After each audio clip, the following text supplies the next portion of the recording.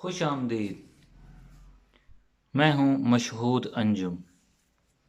मेरा पैगाम जो है वो मोहब्बत है जहाँ तक पहुँचे, love for all and hatred for none. तो आज मैं जिस टॉपिक पे आपके साथ बात करने लगा हूँ वो है प्रेजेंटेशन, वो है शाइनेस, वो है सेल्फ कॉन्फिडेंस।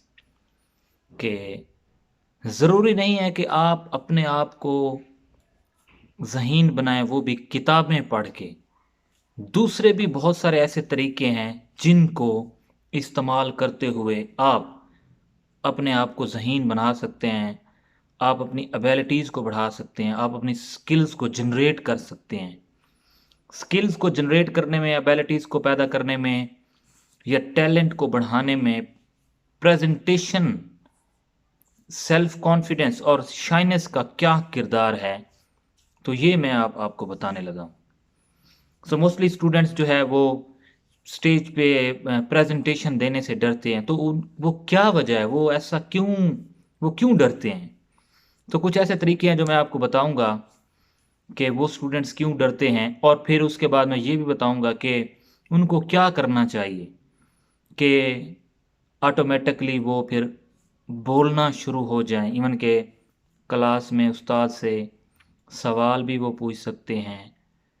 तो इससे वो अपना सेल्फ कॉन्फिडेंस जो है वो बढ़ा सकते हैं। तो आइए मैं आपको बताता हूँ।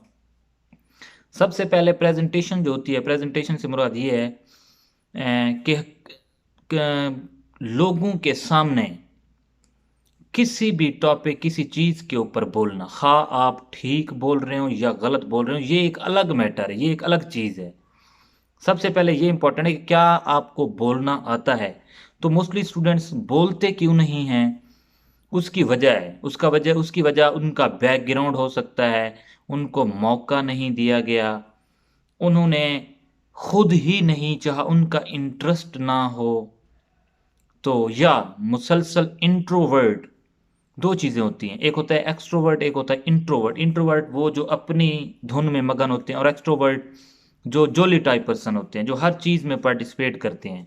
मतलब सोशल लोग जो होते हैं, जो मतलब हर जगह गैदरिंग में रहना चाहते हैं, हर जगह मतलब लोगों की कंपनी में रहना चाहते हैं, लोगों को भी इंजॉय करवाते हैं, खुद भी इंजॉय करते हैं। तो प्रेजेंटेशन, प्रेजेंटेशन देने का जो तरीका है वो मैं आपको बताने लगा हूं कि शाइनेस को ख़त्म करना और कॉन्फिडेंस को बढ़ाना, ये दो इंपॉर्टेंट पॉइंट है जो मैं डिस्कस करने लगा हूं प्रेजेंटेशन में। सबसे पहले जो लोग डरते हैं, जो मतलब शर्म महसूस करते हैं, या जिनको डर लगता है, या जो बोलना ही नहीं चाहते, तो उनको चाहिए कि वो कोई भी किसी भी टॉपिक पे बोलना शुरू कर दें आज से। मिसाल के तौर पर कोई आइडिया है, कोई टॉपिक है, किसी से कोई बात करनी है, तो वो बोलना शुरू कर दें। या अगर वो दूसरों के सामने डायरेक्ट नहीं बोलना चाहते, तो सबसे पहले उनको चाहिए कि वो अपने आप से बात करना शुरू करें। इसका क्या मतलब हुआ कि वो अपने आप से बात करना शुरू करें? अपने आप से मुराद कि आजकल जिस तरह सोशल मीडिया का दौर है, आप अपनी आवाज़ को रिकॉर्ड भी कर सकते हैं। आप शीशे के आगे खड़े होकर 2 या 3 मिनट भी बोल सकते हैं किसी भी टॉपिक पे। ये ज़रूरी नहीं है कि आप जो है शुरू स्टार्ट से ही अंग्रेज़ी बोलना शुरू कर दें। आप पहले सराइकी, अब अगर आप सराइकी हैं तो सराइकी में शुरू कर दें, अगर आप पंजाबी हैं पंजाबी में शुरू कर दें, अगर आप उर्दू के नेटिव स्पीकर हैं उर्दू में शुरू कर दें, अगर आप किसी और ज़बान में हैं तो आप उसको यूज़ कर सकते हैं, लेकिन फॉर्मल वे में।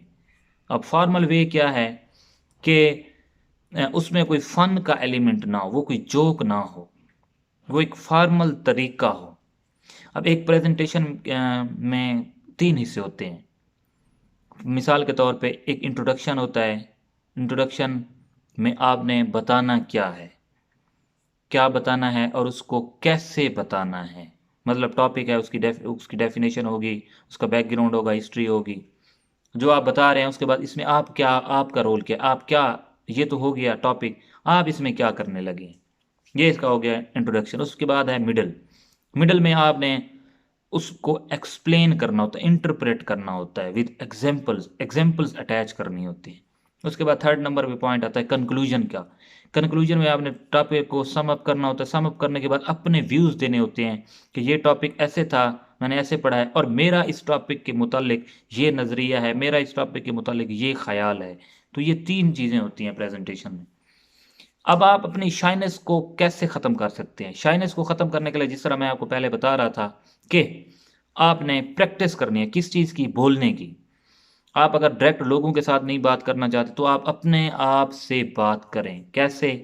आप अपनी वीडियो रिकॉर्ड कर सकते हैं, आप अपनी ऑडियो वॉइस रिकॉर्ड कर सकते हैं, इवन आप शीशे के सामने खड़े होकर बोल सकते हैं, या आपका कोई दोस्त है, कोई कुलीग है, कोई फ्रेंड है, कज़न है, आप उसको कहें कि आज हम किसी टॉपिक पे फॉर्मली बात करने लगे हैं, उनके साथ आप बात करना शुरू करें। तो आहिस्ता-आहिस्ता ये जो है स्किल एबिलिटी आपकी क्रिएट और जनरेट होना शुरू हो जाएगी।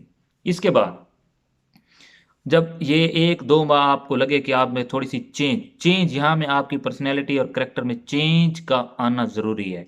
अगर आपको लगे कि आपके अंदर कोई चेंज आनी शुरू हो गई है, तो इसका मतलब है आपके अंदर ये स्किल आनी शुरू हो गई है।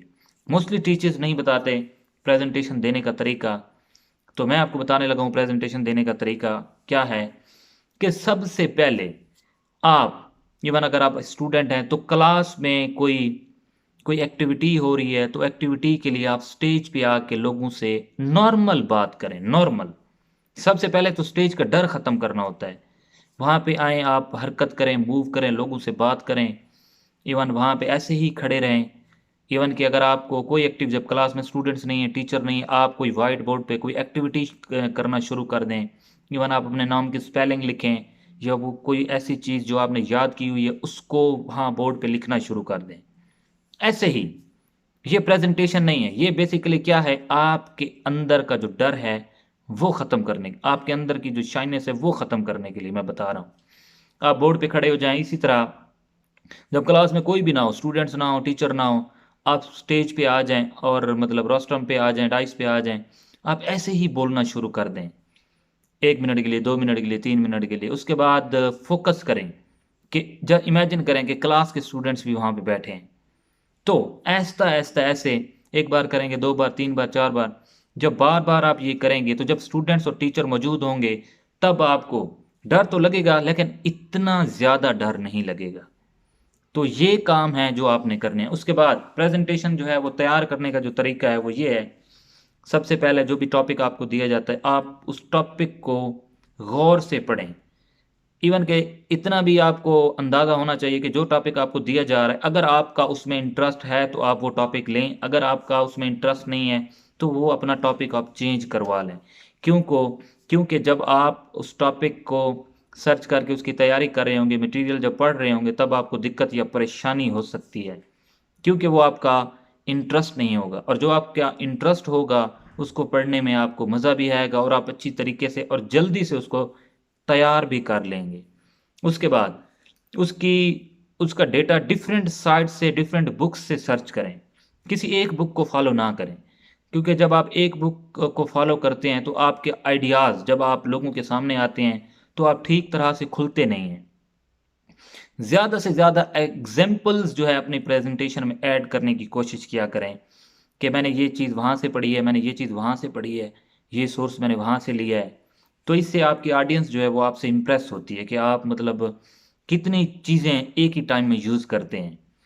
तो ये जो सारी चीज़ें हैं जो मैं आपको बता रहा था, एक अच्छी प्रेजेंटेशन और इफ़ेक्टिव प्रेजेंटेशन आपकी तब होती है जब आप डिफरेंट सोर्सेज यूज़ करते हैं, डिफरेंट वेरिएबल्स यूज़ करते हैं, आप डिफरेंट एग्जाम्पल्स यूज़ करते हैं, आप डिफरेंट बुक्स से, डिफरेंट ऑथर से, डिफरेंट कोटेशंस जब आप ऐड करते हैं, तब आपकी एक प्रेजेंटेशन जो है वो इफ़ेक्टिव कंसीडर की जाती है। उसके बाद होता है क्वेश्चन आंसरिंग का सेशन।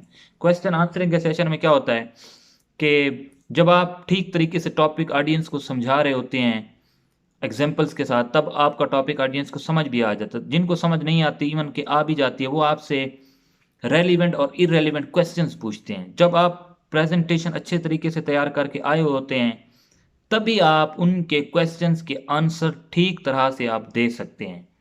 अगर आपने तैयारी ही नहीं की तो आप अच्छे तरीके से प्रेजेंटेशन नहीं दे सकते। प्रेजेंटेशन के लिए ड्रेस ड्रेस का रोल, जो लिबास होता है वो भी ख़ास अहमियत का हामिल होता है।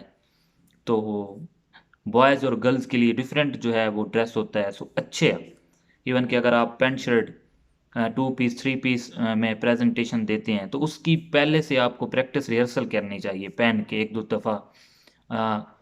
फर्स्ट टाइम अगर आप ड्रेस नया बिल्कुल यूज़ करेंगे तो वो भी आपके लिए परेशानी का सबब बनेगा, क्योंकि कुछ भी हो सकता है। तो ड्रेस भी आपको पहले से यूज़ कर लेना चाहिए, चेक कर लेना चाहिए, ताकि आपको कोई परेशानी या रुकावट ना आए। तो इन तरीकों को जो मैंने आपको बताया है, इन तरीकों को मद्देनज़र रखते हुए, इन तरीकों को फॉलो करते हुए आप एक अच्छी प्रेजेंटेशन भी दे सकते हैं। आप अपनी जो शाइनेस है, जो मतलब शर्म है, जो डर है, उसको भी ख़त्म कर सकते हैं और आप अपनी एबिलिटीज़, स्किल्स भी बढ़ा सकते हैं। इससे आपका सेल्फ कॉन्फिडेंस भी बहुत ज़्यादा बढ़ेगा और आपको आगे की लाइफ में सपोर्ट करेगा हर मामले में।